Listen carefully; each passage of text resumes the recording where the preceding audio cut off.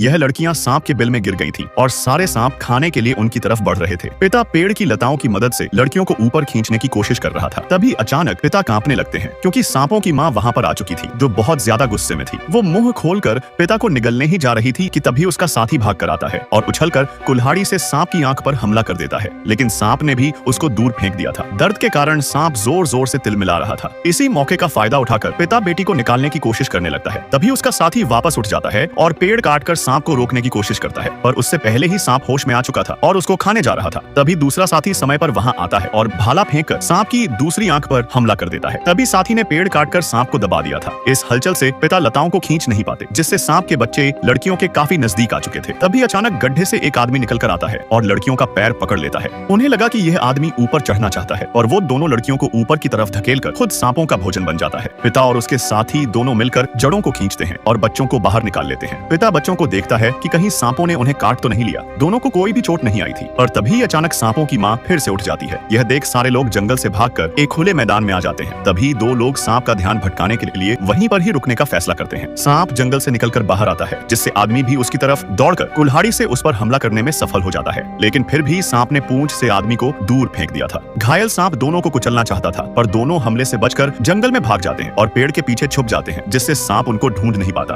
उसी समय पिता अपने साथियों की मदद करने जा रहा था। तभी अचानक उसको पीछे से एक आवाज आती है और जब उसने मुड़कर देखा तो सांप ने उसकी बेटी को एक झटके में निगल लिया था, जिससे गुस्से में पिता सांप पर हमला करने जाता है, लेकिन इतने विशालकाय सांप के आगे कोई नहीं टिक सकता था। इसलिए उसका साथी मशाल जलाकर सांप को आकर्षित कर लेता है और जंगल में आकर मशाल को तेल में फेंक देता है, जिस कारण सांप आग की लपटों में आ चुका था। वो जलता हुआ जंगल से बाहर आता है और मारा जाता है।